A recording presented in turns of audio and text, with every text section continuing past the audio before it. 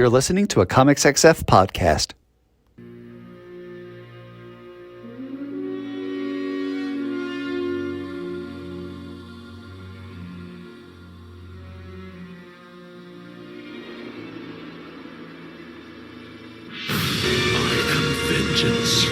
I am the Night. I am Matt Laswitz, and welcome to this week's episode of Bat Chat with Matt and Will, a Batman ranking podcast, where each week my co-host Will Nevin and I dig into 3 Batman stories, discuss them, and rank them on the big board, thus creating a giant list of Batman stories from best to worst. Will, how's it going tonight? No, it's going, Matt. It's going. This is not going to make any sense to anyone because they could not have possibly listened to our previous recording because the previous recording is not yet posted, but maybe it will be posted by the time that this is posted. I don't know how time works. I think this will still be after the bonus episode. So okay, so I'm gonna break personal news for the second time around. I've gotten my first old man disease, shingles. And I was like, on the bonus episode, I was like, okay, we'll brundle this. We'll document the collapse of my dermis. Nothing to report. It has not advanced. It has not significantly retreated. It's just still kind of there. Shingles is a weird thing because it's both a gross skin thing and a nerve thing. If you could imagine sunburn that will occasionally tingle and itch. It's weird. Oof. I don't like that. All right, well, I guess just drop something in the chat. I hope to keep my eyebrows. But you know what? I think I'd be fine without them. I'm not desperately attached to them. What makeup pencils are for. Yeah, exactly. It has been something that's very easy to get sympathy for because I think the rep Shingles has is that it's terrible, and I'm like, I think more about being a vector for chicken pox for anybody who hasn't had that. So I'm real nervous about that. But aside from that, the dermis is holding up, and I'm holding up just fine. We talked normal on the bonus episode, so if you want to hear normal, stop being a freeloader, or head on over to the bonus episode when it goes live. Heroes. The only movie thing that I have for the week. Okay, I've got 2. Coyote versus Acme looks like a whole lot of fun. Cannot wait for that. Just saw the trailer. Second movie thing, and look, we have a policy here to not yuck anybody's yum, but I cannot figure out for the life of me why anyone would want to go see this new Jackson biopic. What is there to be seen in that? Dude, I was at the movies this afternoon. Today is the day that there are like pre-showings. There were people flat out Michael Jackson cosplaying. There were numerous eras of Michael Jacksons. I was like, did we all forget everything about the latter years of his life? First, I'm still firmly of the belief that Walk Hard killed the musical biopic. It's the only thing you need. But yeah, I don't need a Michael Jackson hagiography. The very best is he's a creepy weirdo. And it's most likely criminally. And the movie's not going to touch on any of that with any depth. It's not going to be honest, right? This is made in conjunction with the estate. I could think of 1,000 things I would rather do than see that movie. It is a strange choice to make a hagiography is the exact way it seems to be. You could do a whole, again, without the estate, if you're looking at it, you could deal with whatever traumas it was that made him into that person, but they're not going to deal with any of that. No, not in any serious way. I mean, I'm sure Joe is going to be a bastard in the movie because, like, if you bring him up at all, he's got to be a bastard. But even if I'm a diehard Jackson fan, like, wouldn't I just want to go watch his old stuff? Like, wouldn't I just want to have pure uncut Michael instead of somebody's imitation of Michael? You got me. This will be one of the weekends I don't hit the IMAX screen because that is what's eating up the IMAX screen this weekend, and I don't care. Man, folks is weird. Yeah, just weird.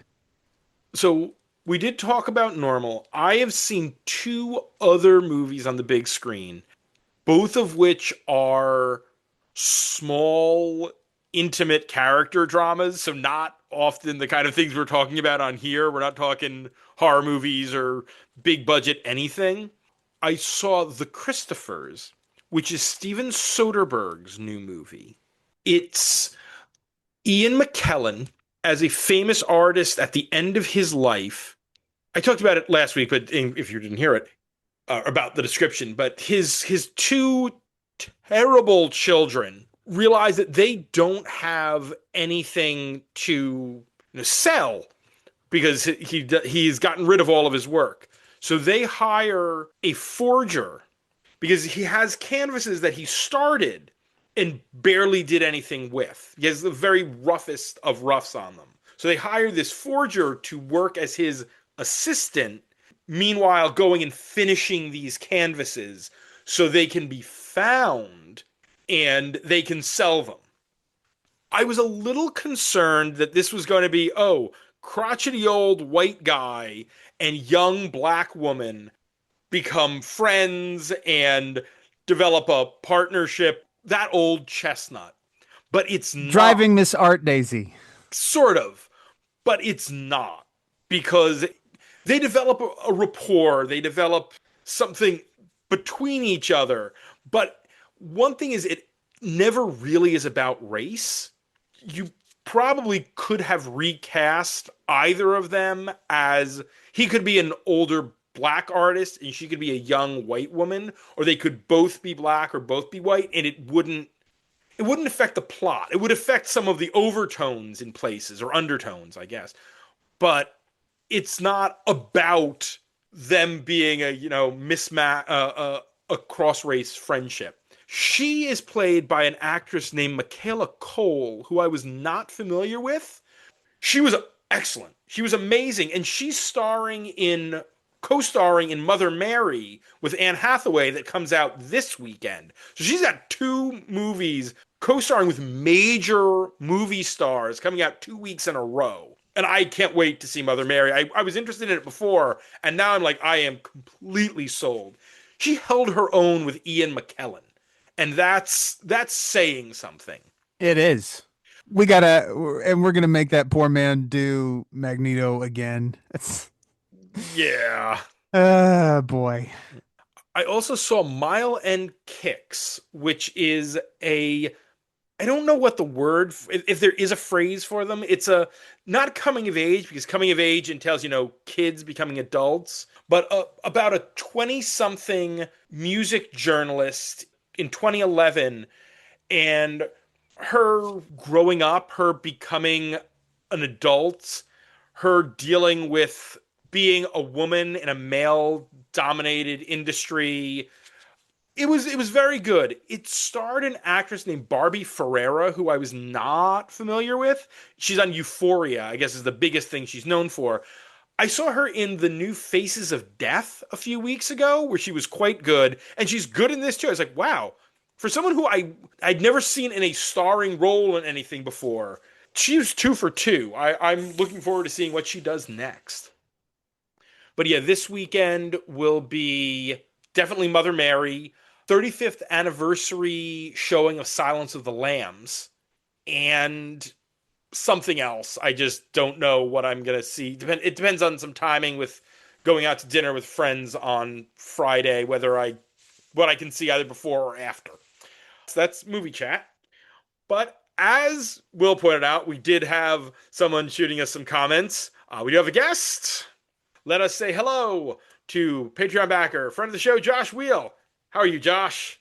Doing great. Happy to be here, as always. Always glad to have you. Anything you want to... Oh, you mentioned it. I guess, Will, have you seen the Clayface trailer? I did see the Clayface trailer. Hard to know exactly, right, what we're going with. It does seem to be very much body horror, clearly, and that's was all the scuttlebutt. I'm interested to see whether it's going to be a much more human version of Clayface, or if it's going to build up to like the giant blob monster we know. of all the shots that you got in the trailer, none of it was what you might think of as like the stereotypical Clayface. There's some people who've like freeze framed. Of course there are. And there's one in particular where you don't see the Clayface in it because I'm sure the VFX isn't there yet. But it's an alley, and on like the brick wall, you see the shadow, and the shadow looks like the big like mace hand kind of art. Like when it's frozen and you can kind of see the shadow, it looks very comic or animated series Clayfacey, which is kind of cool or exciting because there wasn't a lot like it. It had more of like the new Evil Dead movie vibes than anything. Yes. It definitely feels like it's going to be a cycle, like as his body falls apart, he psychologically falls apart kind of thing. I heard they were inspired by the One Bad Day though, which Clayface One Bad Day was my favorite of all of those. Definitely one of the best. I think that one, I like the Penguin, and it's been a while since I thought about those, except for Riddler, which I just do my best not to think of, but every now and then sucking air into a cavity, you just have to remember the pain. But those are my favorite kinds of trailers. I love a trailer that doesn't tell you much, it just gives you a vibe. Yeah, that Evil Dead trailer, the first trailer for, was it I'm forgetting the title of the movie. It was Companion, Jack Quaid. Yeah, that first trailer to that, which it didn't give you the plot. It was just him. You didn't know the early act, like the big reveal that, I mean, is really, I think, within the first 5-10 minutes of the movie. Yeah. But, it completely changed that last trailer completely changed like what you knew going into it or what you thought you were getting into. Give me a 60 to 90-second teaser, and that's all I want to see. I don't want to know more. I want to go in, I want to be surprised. I think the greatest vibes, no plot spoiler teaser trailer like that we've ever gotten was the 90s film Strange Days. That is the gold standard in my opinion. That is a good one. That's a movie I need to see again. I haven't seen that in years. And everybody say hi to Binks. He's here. Oh, hi Binks. He's my clingy buddy while Amber's away. He doesn't want to go anywhere, so he is just going to be here all night, making my legs fall asleep. When is she getting back? Feels like she's been away forever. Saturday. It's 2 weeks. My goodness. She'll be back by the time you all hear this, but my wife was one of the organizers of the We Are America March. It is a protest march that started at City Hall in Philadelphia, and they're walking 160 miles over 2 weeks to the National Mall. And they are bringing a copy of the Constitution, a giant Constitution that kids helped make. And it is a 2 week, and she organized the food, and it's been a lot. The cats are like, we don't know what to do. We are waiting for her, and you are okay, I guess, but we're used to having multiple servants. Laura stayed over on the weekend, and it was, they were like, oh, good, there's 2 of you.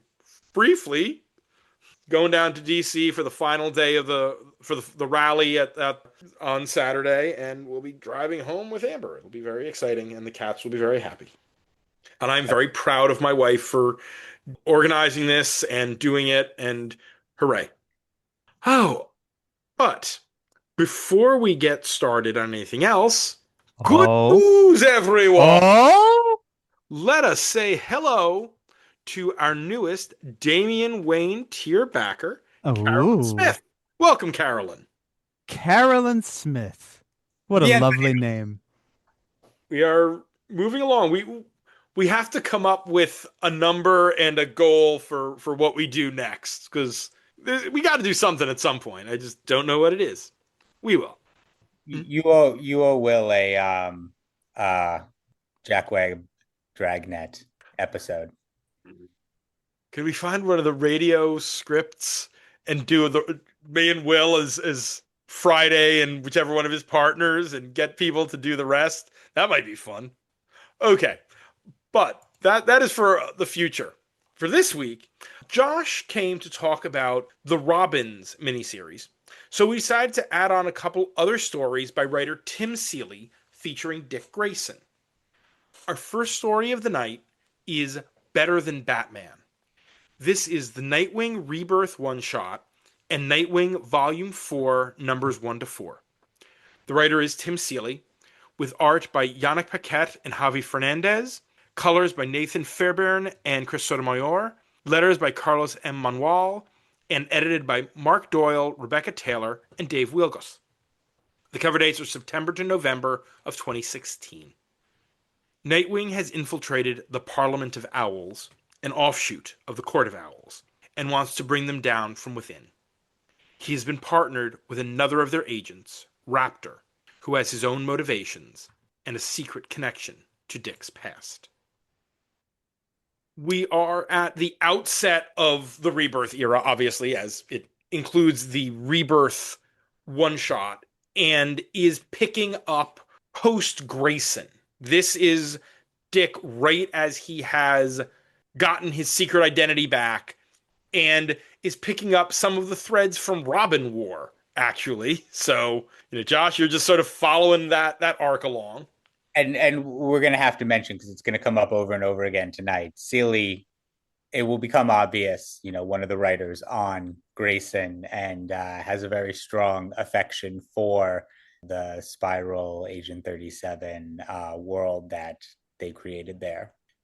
I hadn't read this before. This was not on my Rebirth list. I went a little heavy on the wallet, if I remember, very, very excited to be getting out of the New 52. Had a ton of titles. Nightwing was not on the cut there. I actually didn't start in on this Nightwing run until we got the incredible, the Tom Taylor Bruno Redondo, which is a phenomenal run, but just also gold standard art, like amazing Redondo art. So I wasn't as familiar with this. And, I read a ton of Rebirth one-shots. I know I bought more Rebirth one-shots than I subbed to things. There were a couple like Suicide Squad and things that I picked up and read and were like, I'm good. This is a weird Rebirth number one, because most of them are table settings. Like what we were talking about, in the pre-show on, with Future State, right? Like these were table settings for series to come. And this one is really like an epilogue for the series before, so if you're picking this up and starting it, like these are supposed to be your entry points. Like any new reader can jump in and know what's going on. Great place to start. It's called Rebirth. It has a number one. It has all these things to tell you, like walk in clean, and you will have no fucking clue who any of these people are or what any of these story beats are that he's trying to wrap up here. Like the Rebirth one shot specifically is weird because it reads more like the last guy trying to wrap everything up and set up the new book instead of, this being the new book. But the last guy is the new guy. It's weird. You'd know Bruce and Damien, but you don't understand what St. Hadrian's is. You don't know who Tiger is. There's a God Garden or something. Yep, Midnighter in the God Garden.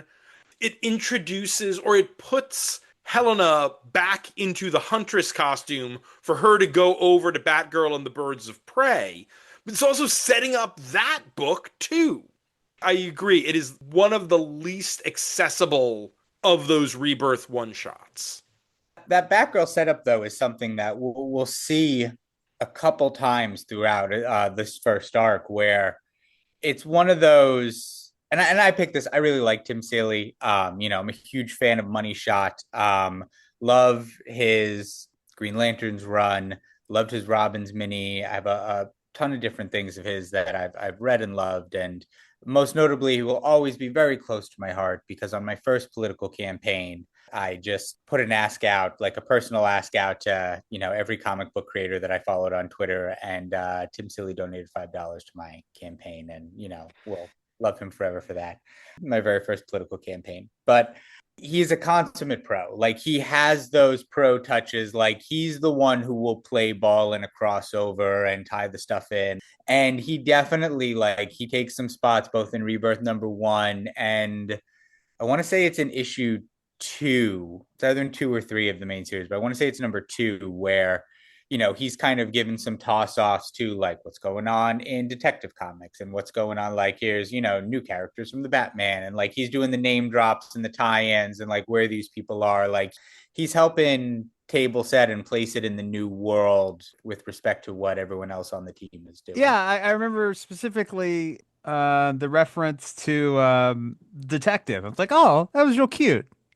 He mentions both Batwoman's team and the Gotham twins. So Yeah. it was absolutely addressing what is going on in both Batman and Detective, and is tying into the Batgirl series at the time with Babs in Hong Kong.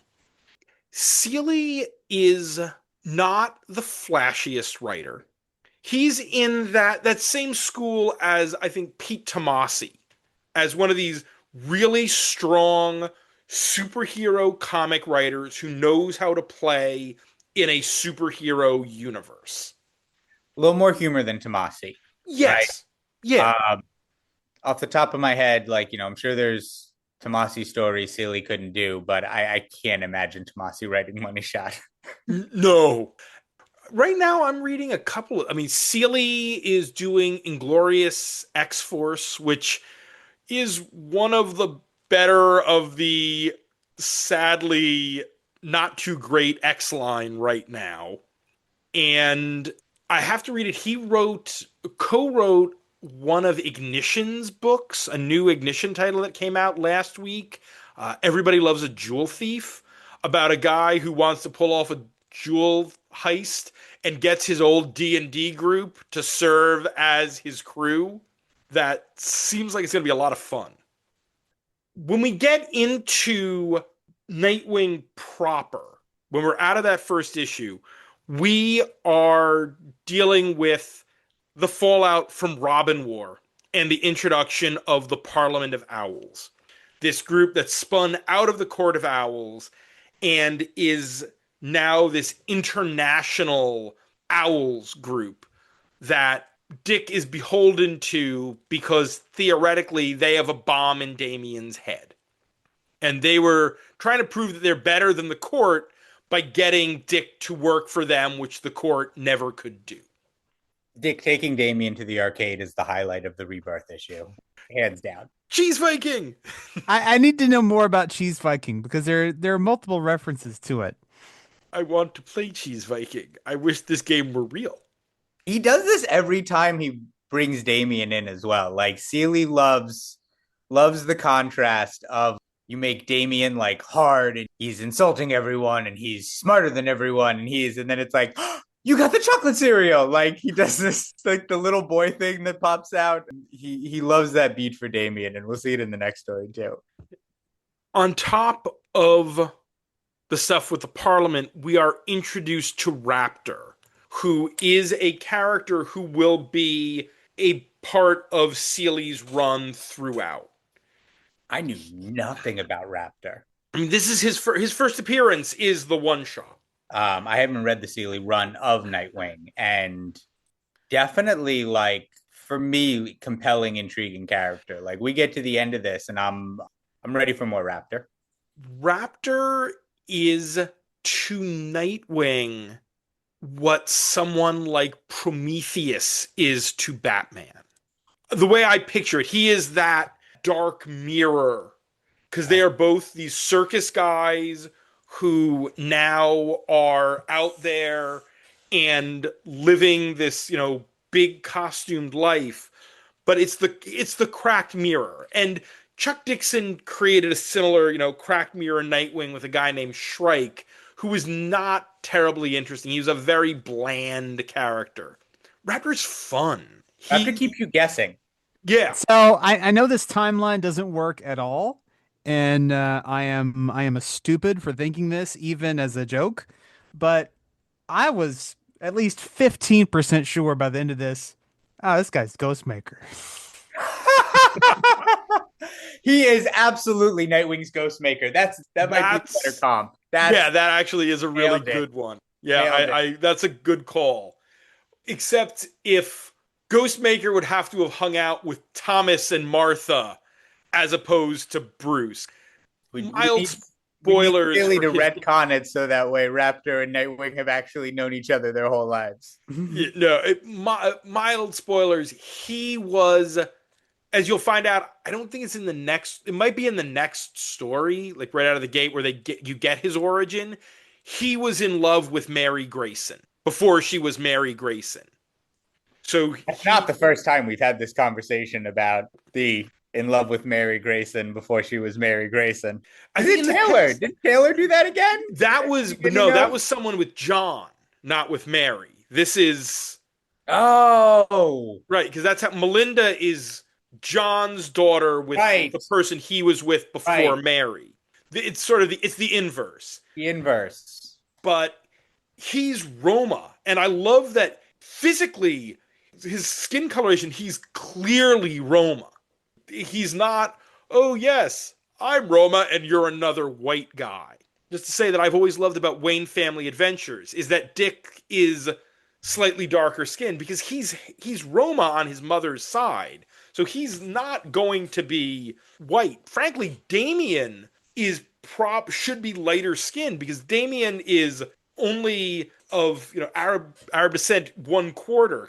Raish's wife or partner or whatever, she was a white lady, and the Waynes could not be whiter if they tried.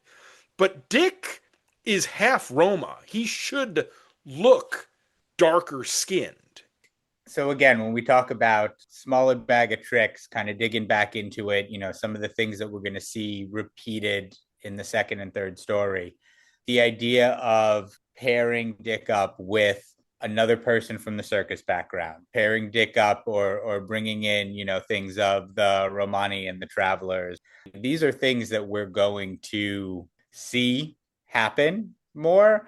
I feel like they worked the best in this one. I don't know if that's because this is the first time of these three stories we're seeing it, if it's because it was my first read, because I read them in the order we're covering them tonight, but I feel like this was the strongest use of some of those ideas out of any of the stories. It worked the best here.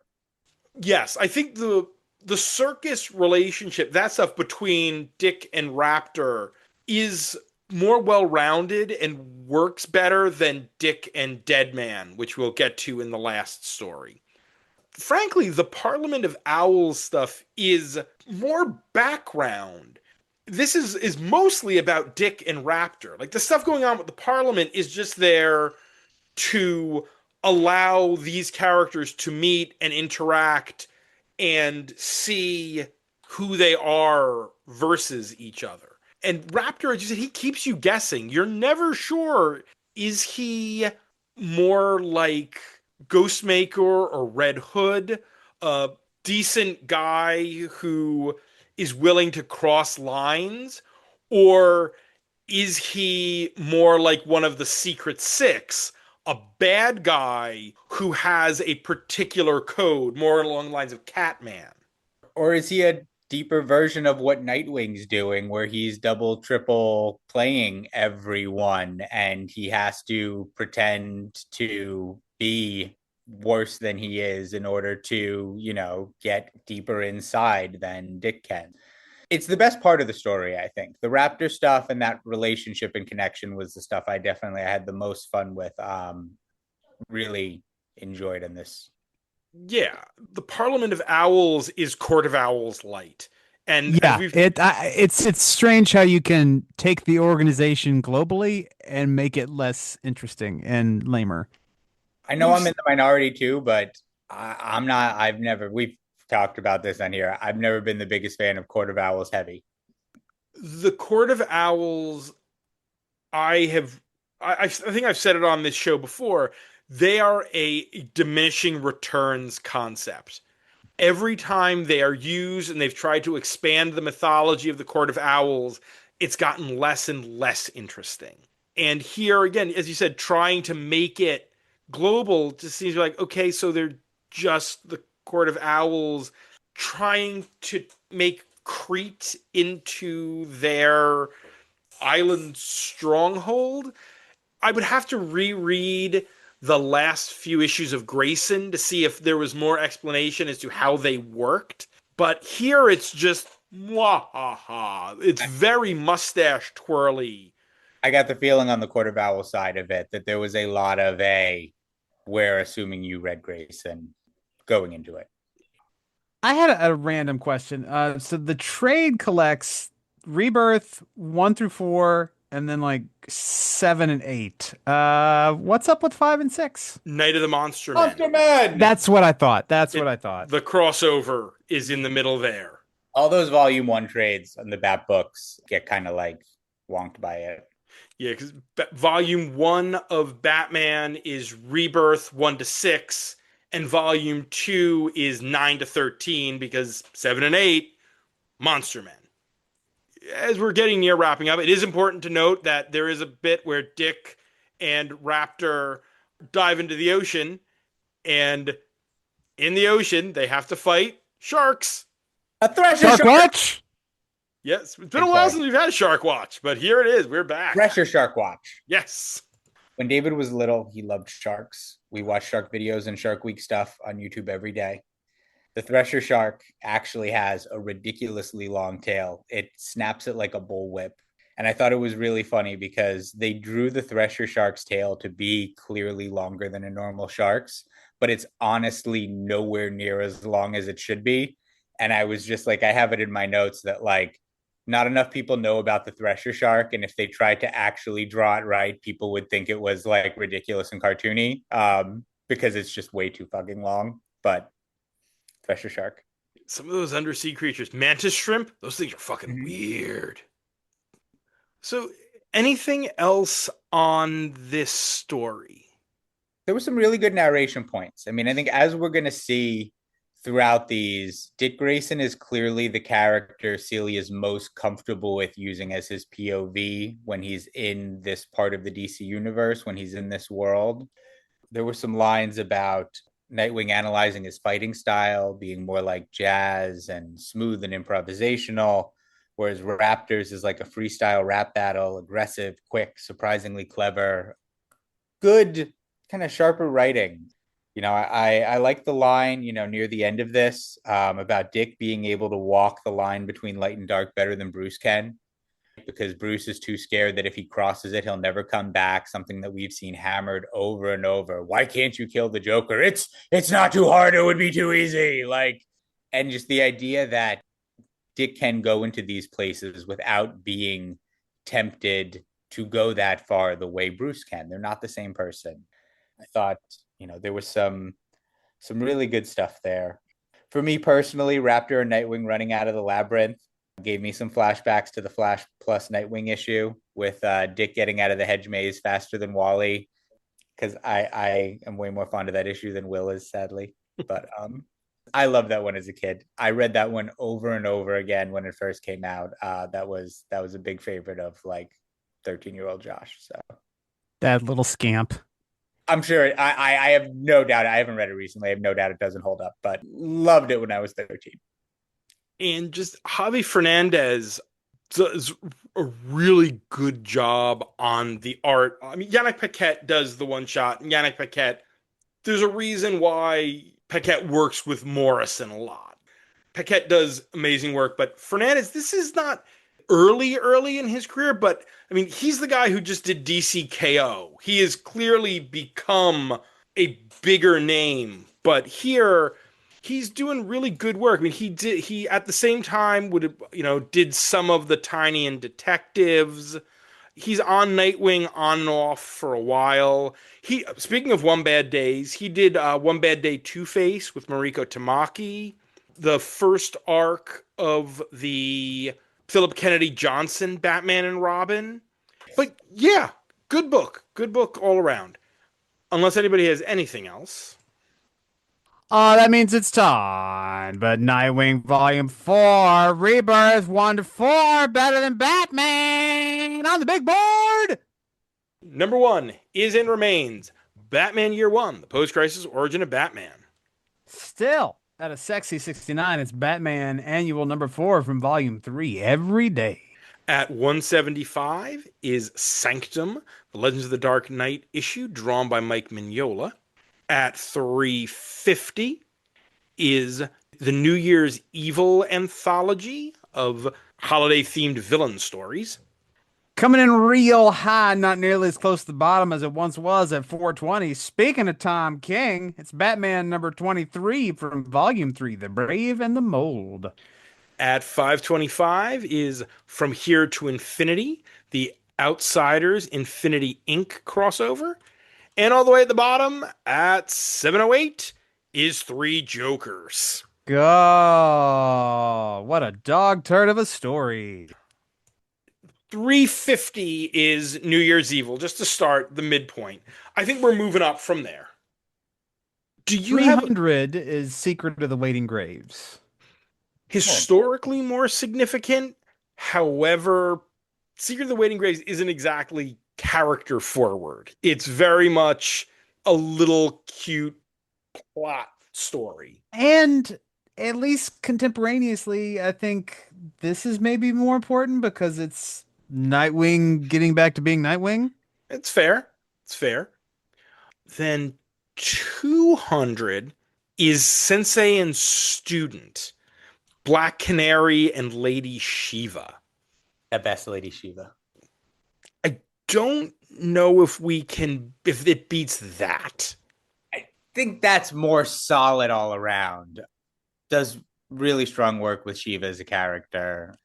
Strong work with Babs, with all the characters, what it's doing with Helena, with Dinah. There's some mixed bag here. We really like the strong parts with Dick and Raptor, but some of the timeline stuff is not incredibly coherent in the first 2 issues. There's a lot of flashing back and forth. Like we said, whatever the reason of it's, if you did not read whatever specific Grayson issues Tim Seeley thinks you read right before that Rebirth number 1, it is hard to get your feet under you in that first one. I really liked this story. The best thing I can say about it is that I finished it and wanted to read more.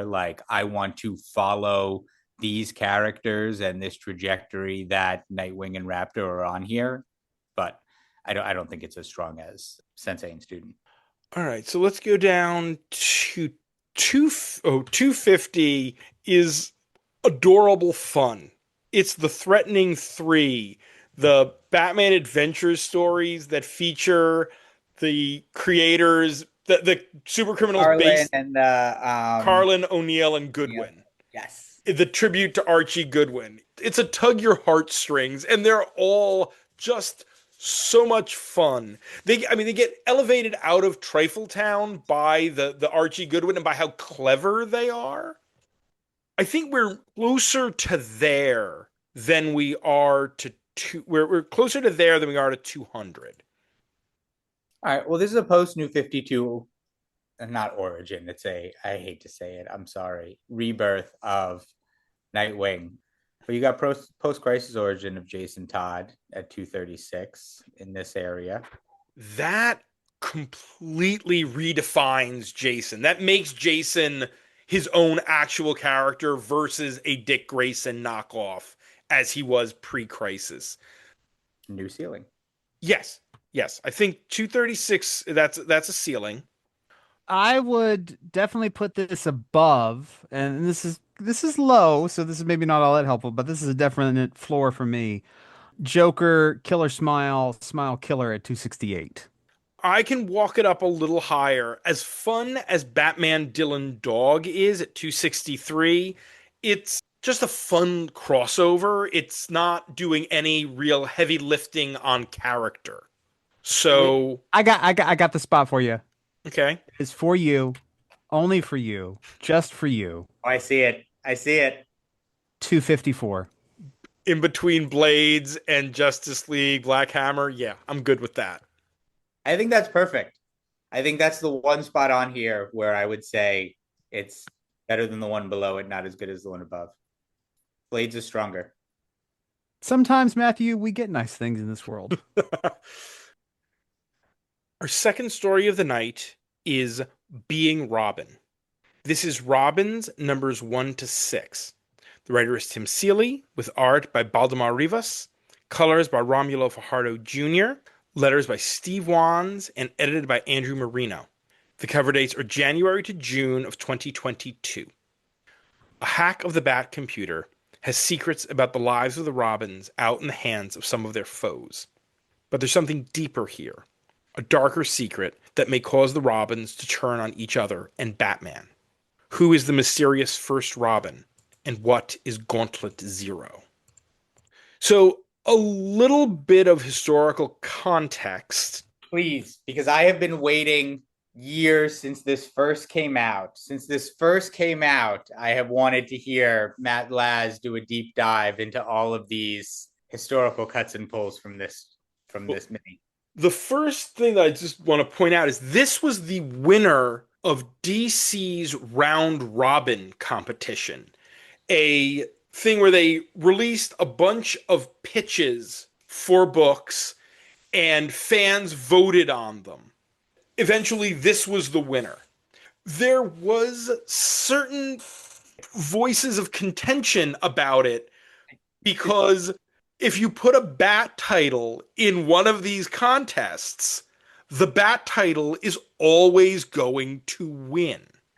I like this story.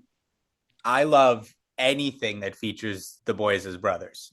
This is about as legitimate a victory as whoever won WrestleMania the other night. This is... Yeah, you did this and it was, oh, you're doing this and it's not going to, it's always going to be this book. If you've got a Bat title, it's going to win. And if you've got a Bat title featuring all these Robins, all of whom have their own weird little fan base, of course they're going to win. Let me read some of the other titles that were here in this contest. We had Swamp Thing, Suicide Squad, Suicide Squad 7. I don't know if that's a particular thing. Jesse, with them? Do you have what's that? When they announced this and you were voting on it, you knew the creative teams. Does that have? Oh, let me see. I'm only curious now because I don't remember any of the other creative teams, but I'm wondering how many of these were actually published. Like, did the Swamp Thing mini, was that actually like Ron B's Swamp Thing that we got a couple years later? No, like that? The only ones that wound up getting published, I think they only wound up publishing the two sets of winners. Because this was the winner in the 2021 and it came out in 2022. And the 2022 Superboy, the Kenny Porter Superboy series, I found the second year's full slate. There were a couple that I was excited for. I did not vote for this because when voting started, I looked at that slate and I said, I looked at one or two of them and I'm like, they're going to fucking publish that anyway. I'm going to vote for the other one that I want. Oh, yeah. No, okay, so here were the other ones for that year, for the 2021. We've got Green Lantern's Underworld on Fire by Sina Grace and V. Ken Marion. Zatanna and the King of Nightmares by Soska Sisters and Vanessa Del Rey. Lobo, Animal Man, Scorched Earth by Heath Corson and Scott Hepburn. Robins by Tim Seeley and Baldemar Rivas. They did publish Blue Beetle Graduation Day from Josh Trujillo and Adrian Gutierrez. Jesse Quick Control by Stephanie Phillips and David LaFuente. That's one I voted for. Suicide Squad 7 by Rex Ogle and Diogenes Nevis. And Superman and Lois Ignition by Kellyanne Lansing and Vasco Georgiev. And then the next year, it was Hawkman and Hawkwoman The Changeling by Kevin Scott and Fico Ossio. Constantine and the Demon, Vacation from Hell, Frank Allen and Nick Varela. Suicide Squad Dark by Zach Thompson and Gary Brown. Green Lantern, The Light at the End of Forever by Cy Spurrier and Marco Santucci. Kid Flash, The Speed of Fear, Brandon Easton and Travis Mercer. DC Horror presents Ghost Tour from Hell, T. Franklin and Domo Stanton. Green Lantern, The Birth of Conspiracy by Scott Bryan Wilson and Skylar Patridge. And Superboy, The Man of Tomorrow, Kenny Porter and Johnoy Lindsay. Note there, no Bat titles the second time through. They intentionally did not do any Bat titles. The winner there was Superboy. And from the first one, they only did Robins, which won, and Blue Beetle Graduation Day, which spun into the new the Trujillo Blue Beetle ongoing 2. Which they had to publish anyway because they were launching a Blue Beetle movie. Yep. But back to the actual, that's the historical context for the origin of this book. On top of that, just before we get into the actual book, can we talk about the variants on this book? The cheesecake covers? Beefcake. The possibly most covered person, other than, the child, is Stephanie Brown. These are beefcake covers of Dick, Jason, and Tim. They are give the people what they want. Yeah, oh yeah. That has become a thing for Dick Grayson. I mean, and it was a thing by this point, but now Dick Grayson, like, what are you doing if there isn't, like, if he's not suggestively posed with like his ass and his face both perfectly in frame, like, what are you even doing on the cover art? Joe Mad could do, and Jim Lee could do that with Psylocke. Anybody should be able to do it with Dick Grayson, man. Although I was not a fan of the man bun that they gave Dick in this. I don't think of Dick as a man bun kind of guy. I have that in my notes. I remember thinking about it when this first came out as well. You really can't see it when he's in costume. It's only when they're in like street clothes. And I just think with all the history we have of people drawing all of the Robins looking exactly the same, I think doing so many scenes with Dick, Jason, Tim, and Damian in their underwear and street clothes and whatever, sitting around a table, like, you have got to over the top differentiate them to make sure people can tell which one is which. And that's kind of what I've come to, is the long hair and the man bun is a little ridiculous for Nightwing.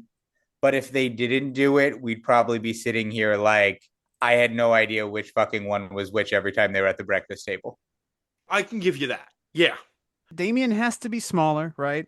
Yes. Jason, I think, is good with the gray. Dick is such a genius by whoever started that one. Dick is just the cutest. And I don't know what you do with Tim Drake. When he's sitting at the table, you can't see his butt, so how are you supposed to know it's him? That's a good point. So, it's one of them Bond bottomless chairs. Oh, him and Babs absolutely have one of those. Nice. The history here, Seeley digs deep. There are a couple of changes that you can sort of chalk up to continuity alterations. The Gauntlet as a concept comes from a one-shot that we have yet to cover and that I want to cover. It was called Batman Legends of the Dark Knight, The Gauntlet. That is Dick Grayson's Gauntlet. And that the guy in here, that is told pretty much straight. Tim's Gauntlet is iffier, but that is pretty much a story called Rite of Passage that we haven't covered yet. And a little bit of Identity Crisis, not that one, right, at the end with Scarecrow. The Obia Man story is Rite of Passage, and we've yet to cover that. But we've covered the Scarecrow bit. And Stephanie's Gauntlet and Damien's Gauntlet, we've covered Damien's Gauntlet because that's out of Batman and Son. And Stephanie's Gauntlet is, I believe, the first couple issues of her as Robin in the Robin ongoing. Is it the first couple issues or the last couple issues? You're right. It's the last couple issues.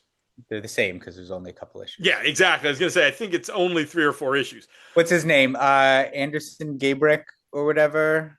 It was Bill Willingham who was writing Robin at that point. Gabrich was writing Detective and had Stephanie in there. But the Scarab one was, the Scarab story was in Detective with Gabrich? No, it was in Robin with Willingham. The Robin one. Oh, okay. Yeah. This is what I'm saying. I can't, like 80% of it's gone. Yeah, that stuff is, and also I know I You're read it. better off not remembering that era of Robin. I remember the covers the best because they did some really cute Stephanie Brown Robin covers on those, and they were the best part of many of those issues. Yes. Yes, they were. The Jason Todd stuff is right out of that story, which we've covered.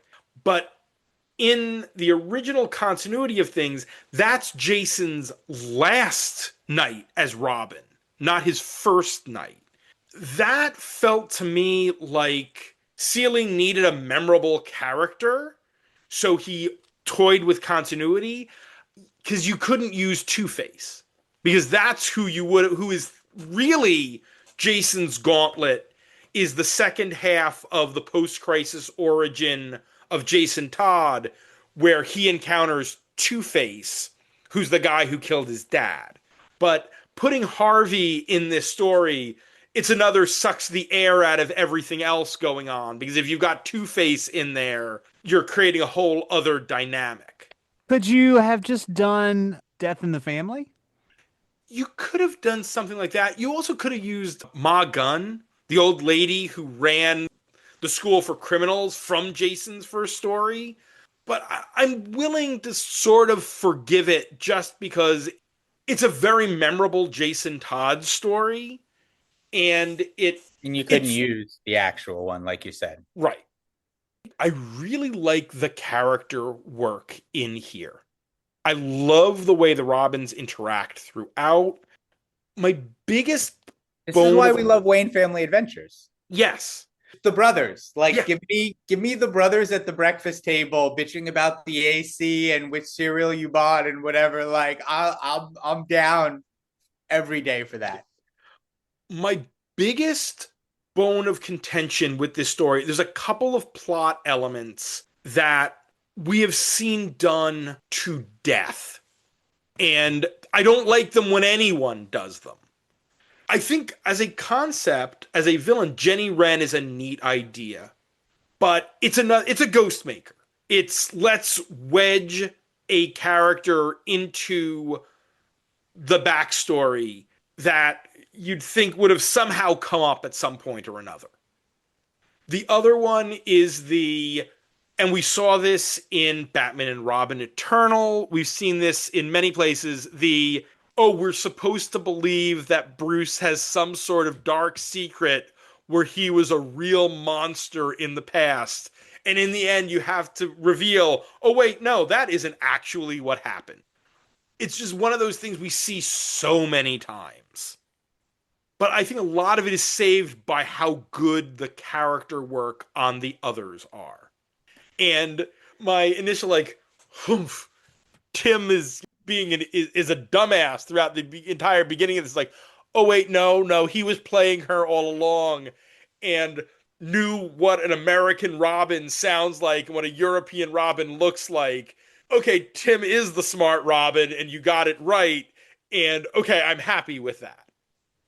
I had that moment where, because I've read this one before and I remembered whatever percentage of it I remembered, that is not 100.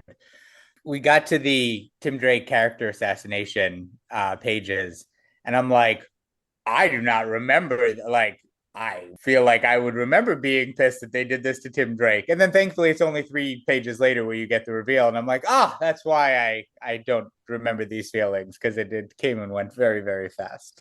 The thing about the character work here is it's not 5 characters, right? It's not that he's doing a good job. It's that he's doing a good job with 20 relationships, because it's a Dick and Jason relationship. It's a Jason and Damian relationship. It's a Jason and Tim relationship. It's a Tim and Damon relationship. It's a Dick, Jason, Tim relationship. It's a Dick, Tim, Damian relationship. It's a Tim and Stephanie relationship. There's so many different dynamics between them that all of them are great. They're all distinct, which is really important, that every time you pair up a different pair of characters, the dynamic shifts. No two are alike. It's very easy to have Damian be an ass to everyone, for Dick to be the big brother for everyone, for Jason to be standoffish with everyone, for Stephanie to be insecure with everyone. But she's not. She's only insecure in scenes when Tim's around.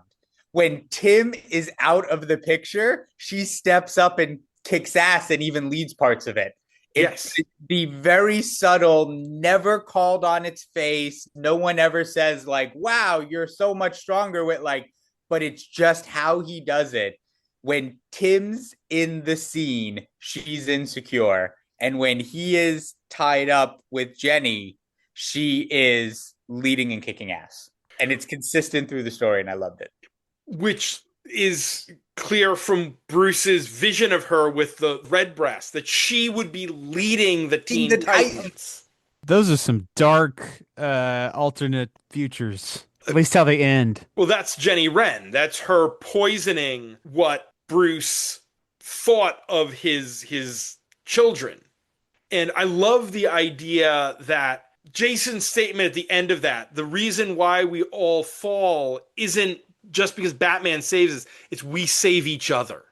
It's not that we didn't have him, it's that we didn't have each other. And it's that's great. I think like the core concept behind this story. And why Jenny falls at the end, because she doesn't have them. She doesn't have anyone. And she was played by this Cormac Dodge, who's a straw man villain. I mean, he's anything special, but it's fascinating to see Bruce in the end and how all of this, the reason he hid this isn't the normal Batman keeping secrets. It's because he's ashamed. And it's rare to see Bruce realize he made a mistake and him admitting it to her, that in the end, you didn't fail that gauntlet. I did. Following that up too, I thought that in terms of how you're going to tie it up, doing one last breakfast table scene, bringing Bruce in, Bruce giving Damian the chocolate cereal made me so happy. But then Jason's kind of little talk with Bruce, and, you know, like this being the sixth gauntlet, did you know, like you always plan everything, like this and that. Was this about like getting us together, and Bruce just kind of like not saying anything and walking back to the table? Like, so that was the idea of the sixth gauntlet or whatever, like was a perfect way to like wrap up. This is a mini series. This is what it is. It's in the right format. It's not wedged into Detective Comics as an arc. It wasn't something that should have been 2 issues and was stretched to 6 for a trade. It wasn't, this is exactly what it should have been. It was the right number of issues. It was a mini series, and I thought that it ended. That was a great kind of note to end it on, of bringing Dad in with them as well. Because again, you get those dynamics. Jason's dynamic with Bruce is different than Jason's dynamic with everyone else. With everyone else, it's, I'm such a badass. You're lucky I didn't become a villain. You're lucky you didn't have to fight me. And Bruce is there and he's like, did you do this on purpose? Like, did you? Jason's insecurity comes out. He becomes the way Stephanie is when Tim's around. I love all the relationship stuff. This is why I love X-Men books. All the relationship stuff. Let's also not forget that we see various contrasts to the Robins, both Jenny Wren, who is this proto-Robin, who was an informant, and who, when the escape artist, the villain who she was working for, who she betrays Bruce to... Bruce. Yes, she betrays the escape artist to Bruce. When the escape artist who determined Bruce's identity was like, oh, I'm just going to reveal it. I'm going to ruin your life. I'm going to take everything from you. She just shoots him in the head. And Bruce wasn't prepared for that. Bruce says later to her, he thought she needed the vengeance that he did, but she didn't have the grounding that he does. And that's why, as Dick points out repeatedly through this miniseries and in the previous story, Bruce went out of his way to make sure Nightwing didn't become him. that Dick didn't become Bruce.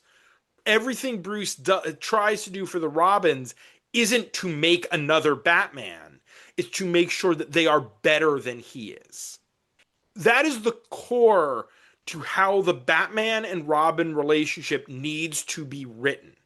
If you don't write it that way, you get Robin and Batman, where Batman is Ugh. making Robin into a child soldier. Ugh. Bruce is a shit father in like 90% of the ways. But that is like the core redeeming heart of it in his relationship with all of them. He knows that no one should want to be Batman. As the other end of that contrast, we have the junior super criminals, this group of terrible teen sidekicks of the Gotham rogues who are just not good at what they do and were abused and belittled by their purported mentors. Again, it's the opposite. It's that Bruce tries, and as bad as he's at showing it, he cares. Joker, Penguin, Ivy, they don't care. I wish they had used someone other than Selina. I wish it had been Two-Face or somebody like that, because Selina does care, as we talked about in the Future State episode. The thing about Bruce and Selina, the thing that they are both very similar about, is they collect strays and they want found family. So I don't think it really works that Selina has one of them. It doesn't work in that respect, but it was kind of necessary for the things that Dick sees and recognizes from Selina and how she's different. And it was necessary to get those moments. Yeah, in the same way that the Gonzagas are used, it's a necessary bending of history and plot to get to get to a point in the story, and it's not a reality breaking one. It's more of a nitpick. This story is also in places very funny. I love the spoiler mobile, your family minivan. Well, when any of you have a vehicle that isn't given to you by Wayne Enterprises. When they're chasing Anarchy and Stephanie lets him go and she tells him to run away and don't look back until you've hit your Ayn Rand cave. That's Fucking good. Anarchy. Yep, I knew.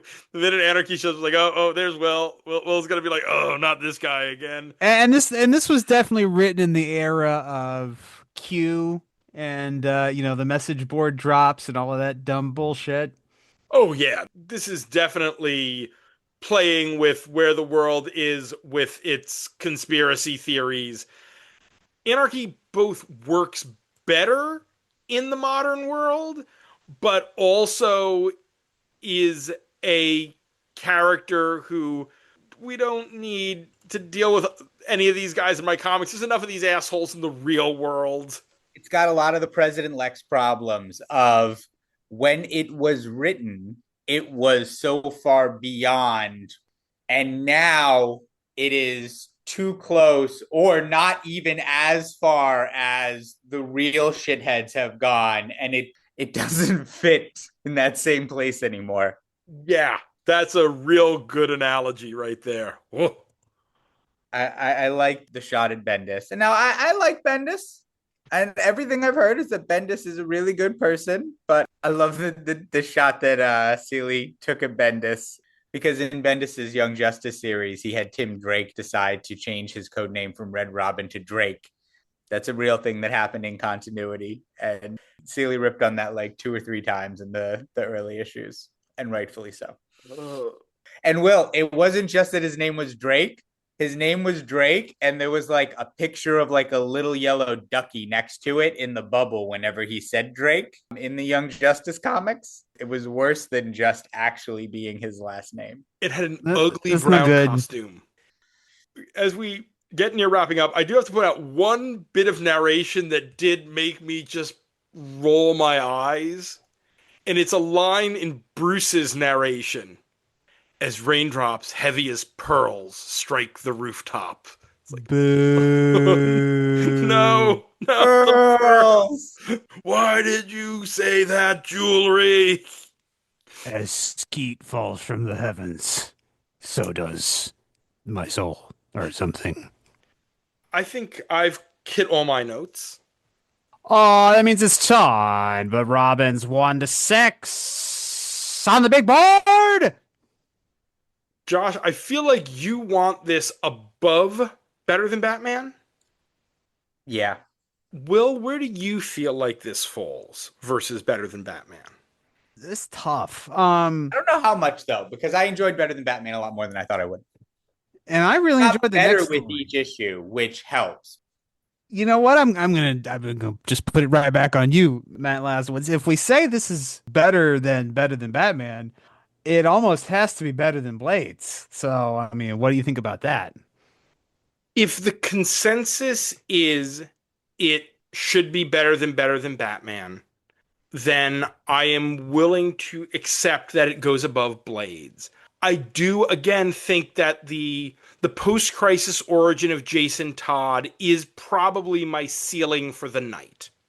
236. Yes. Okay. I was going to ask you about Batman Eternal Volume 2, but that was mainly because I don't remember which part of Batman Eternal that is.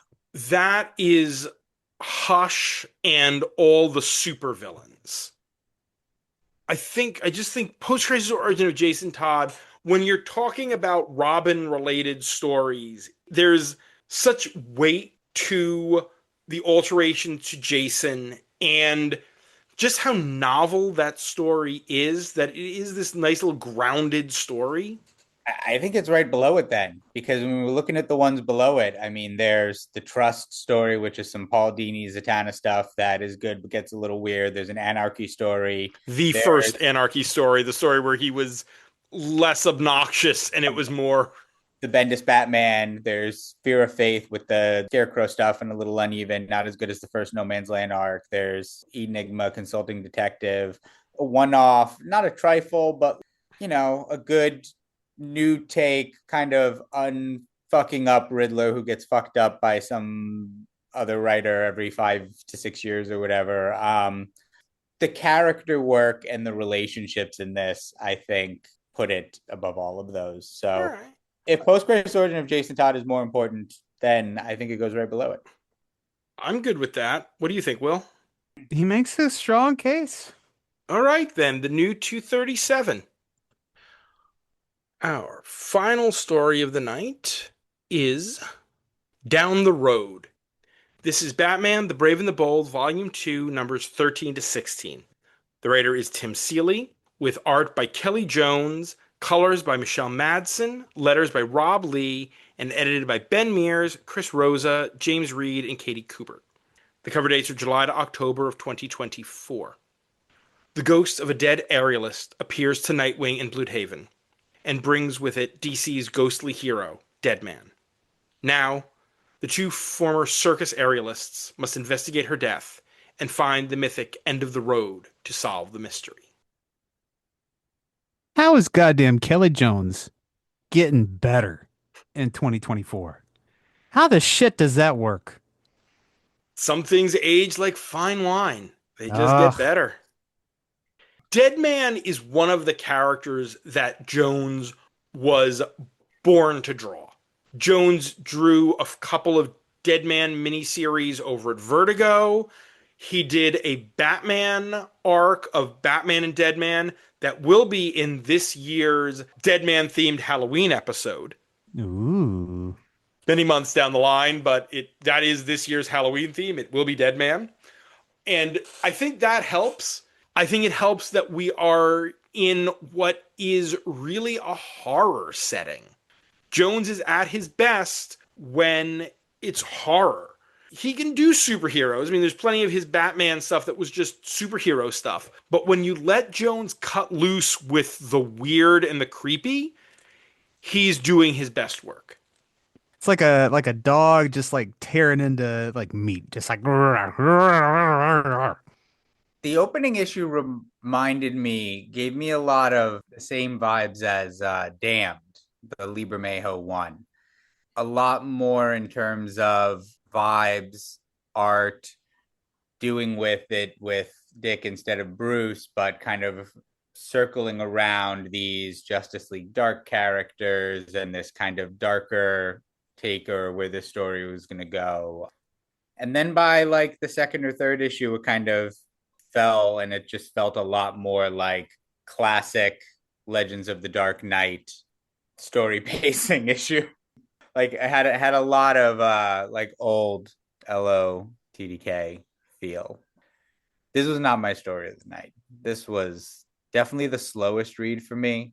The one that, I was least excited to kind of like go on to the next issue. I don't know if it's just Dead Man doesn't work for me. I don't know if it's that there was a lot of concepts and pieces in here that Seeley was reaching back into a bag that he'd already reached into on one of the earlier stories, with whether it's something he's doing with Dick, something he's doing with, the trajectory of it, the places they're going, the Romani, the circus. There was a line in the first story about how the inherent danger and proximity to death as the appeal of trapeze artists, right? Which I thought was really interesting because it's an argument that I've heard over the years over and over again for the popularity of the NFL, right? And that as they deal with concussion protocols and trying to keep people safe, like what ultimately long term that will do, and kind of comparing it back to things that people used to be, that boxing isn't as famous, that something like trapeze isn't as, that the inherent danger aspect of it, when you take it away, it loses something so essential. And he's definitely going back into that well a lot here on this one. No, story wise, it was not a Josh story. It falls apart toward the back, especially as we like introduce these other characters who are along for this ride and we don't get into them at all. I feel like there could have been some kind of rich tapestry told about them, and then, we get the twist at the end. But to me, this was like visual splendor. Like I just loved like looking at this story. And I think these are characters that work well together, right? It feels like, they're just two carny folk who can just talk and enjoy like the experience of being, carny.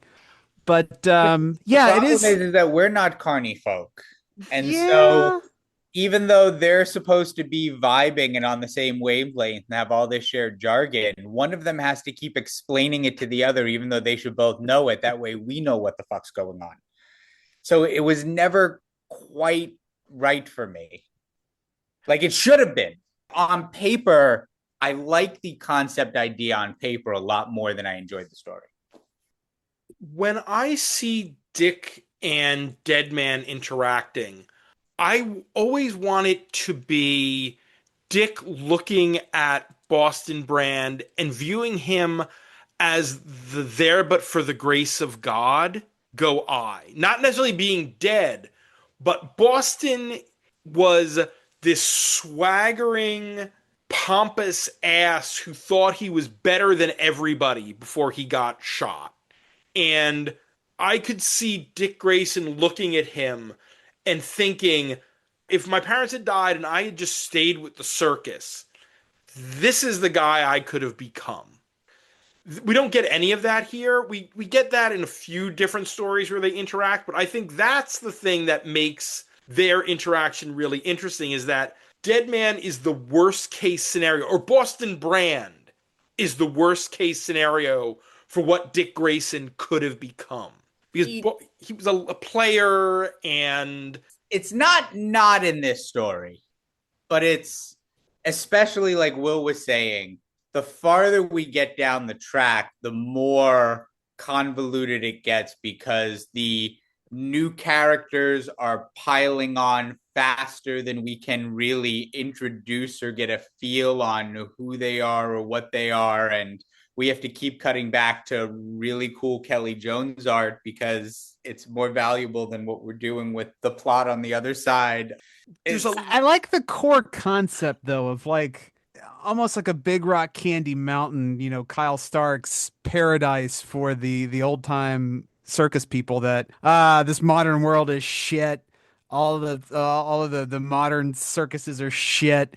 The influencers are shit. We have got a place that is just for us where the show can, never end. That's a cool idea. Then the girl in the Electra costume should have been a main character, and we should have been following her on a parallel track throughout all 4 issues.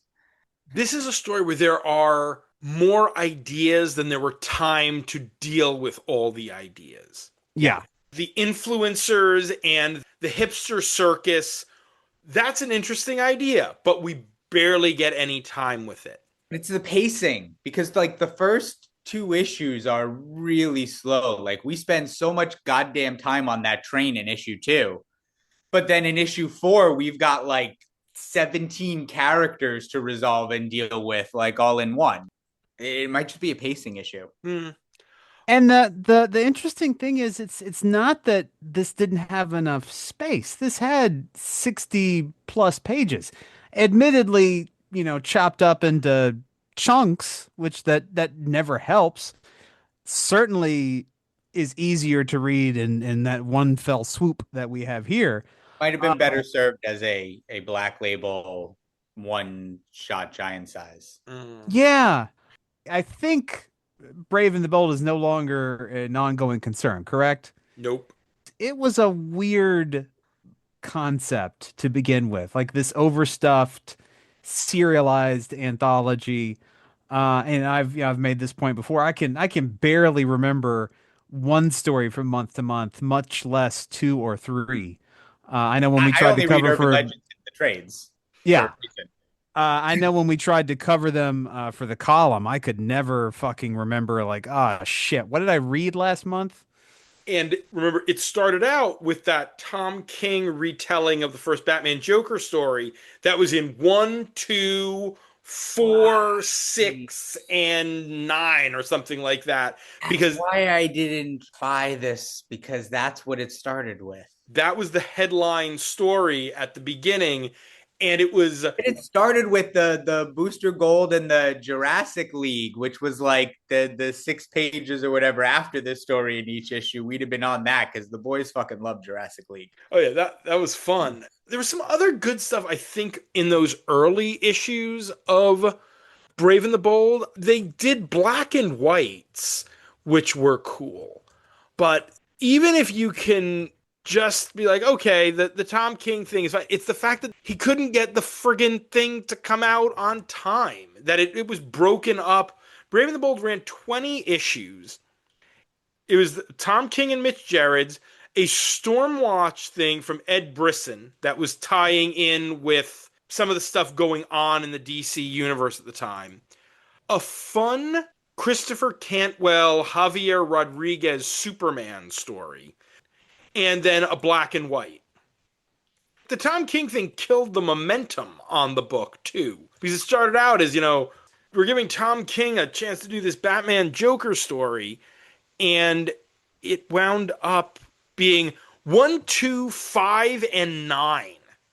As you would expect. Oh, yeah. Of course. The classic Fibonacci sequence in comics.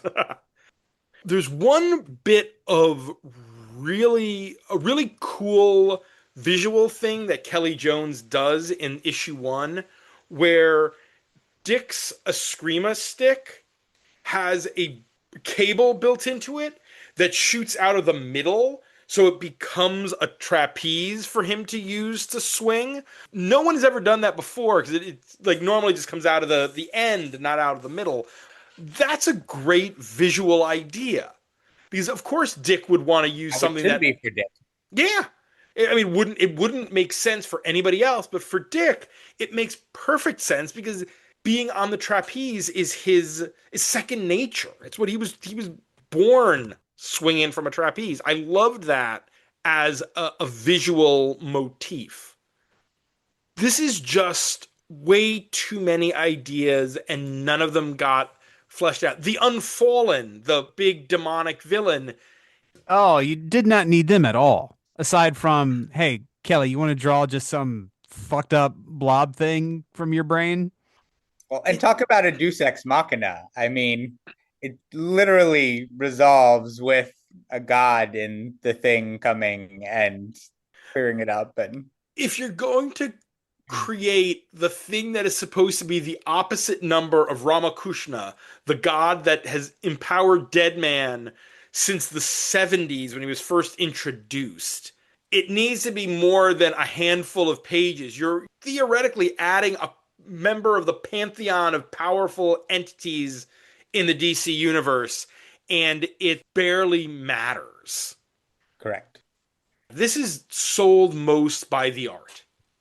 I think Jones draws a hell of a Nightwing. Jones draws an amazing Deadman. And it's a beefy Nightwing. Like he's not some thin little waif. Like he's built like a truck. I don't think Kelly Jones can draw a waif. Everyone Kelly Jones draws is big. Where was our Kelly Jones cheesecake cover? A Kelly Jones cheesecake cover would melt your brain. I think Like it would be like an unspoken undead Cthulhu monster horror. Like it just wouldn't work. so. Kelly Jones draws the next DC swimsuit special, right? That's Yes. all Kelly Jones, wall to wall. Starro in a Speedo. If I had a nickel for every time Dick Grayson needed an ancient coin to pay Sharon the ferryman, I'd only have 2 nickels, but it's weird that it happened twice. I think I'm good here. Oh, that means it's time to put Batman the Brave and the Bold, number 13 to 16, down the road on the big board. From listening to the vibes here, I'd say this is below better than Batman. I could plausibly have put it above, but I'm not going to die on this particular hill. This is some of Jones's best work. Like who did the coloring here? Michelle Madsen. Spectacular. I will never say that art is less important than writing. This is a visual. Comics Twitter will come for you and they will fucking murder you. Don't ever say that. Don't ever say those words out loud. Even if you don't think them. Well, and look, you know what? As much as for me, character beats, relationships, dialogue, and these things are so important. Like if I had to choose between a silent issue like the Batman and Robin Requiem that has no words in it, just pictures, or the Grant Morrison Clown at Midnight that's all words, no art, as much as I've, read many books that were all words and no art. But if we're comparing comics here, all art, no words over all words, no, like it's not a comic really without the art. The art is an essential part of this. So to me, this was no question this was third favorite story of the night. But art is just as valid if the art lifts it up, it should place it appropriately. I'm not going to try to drag this one down the list because the story didn't work as well for me. This would put all of tonight in a relatively small pocket, but I still think this goes above Killer Smile Killer at 270. You're going to have a Tim Seeley zone. Matt's thinking about it. No, I am. I'm looking at that. Now, Will, you, as much as I enjoyed it as well, but you love One Operation Joker. That's true. So that's an inspired text. I think directly from God. So do you want to put it in between One Operation Joker and Whitewater, New 269? New 269. Nice. Final note, just to say, I am very excited for the upcoming Deadman series from the guys who did Ice Cream Man.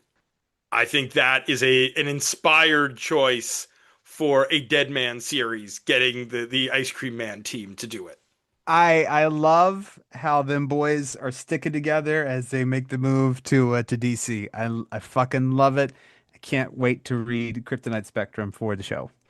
I have not read that yet, but it is absolutely on my summer reading list. I have been excited for it, but it's great, and Batman is featured across multiple issues as a guest star, so it definitely works for us to do some kind of crazy Superman Batman episode with Kryptonite Spectrum as one of the stories. Josh, thank you as ever for coming on the show. Thank you. Happy to take a break from binge watching The Pit to be here and talk Batman with you.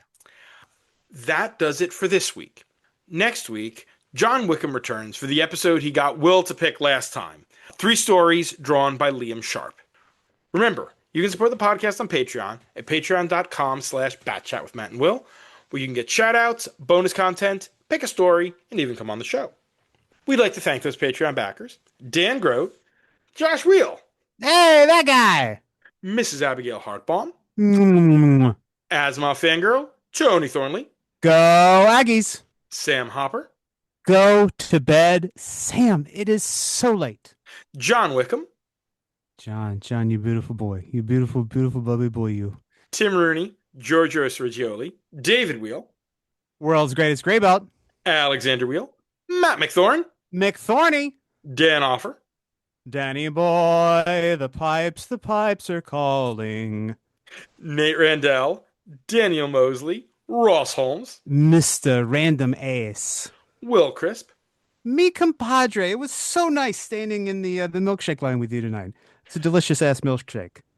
Carlos Cordova, Jordan Jennings, Charlie Etheridge Nunn, Sean Shambly, The Final Wraith, The scariest Wraith. Kyle Still, Still the one. and Carolyn Smith Sweet Caroline. Ba ba ba. for their support. This show is available on Apple Podcasts, Spotify, Amazon Music/Audible, YouTube Music, Podbean, and on comicsxf.com. New episodes drop every Thursday. You can find me on Blue Sky, where I talk about comics and other random things, and Letterboxd, where I review all the movies I watch, both at MattLaz1013.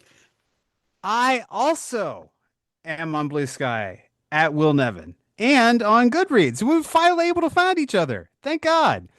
I'm going to get some water and I'm going to think about not scratching. But until then, good night, Huntsville. And be sure to visit ComicsXF at comicsxf.com or ComicsXF on Blue Sky for our weekly Friday Bat Chat roundup of new Bat books.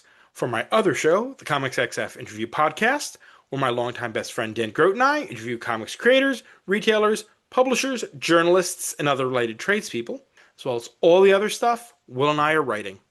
And stay safe out there, folks. Gotham is not a place to be after dark.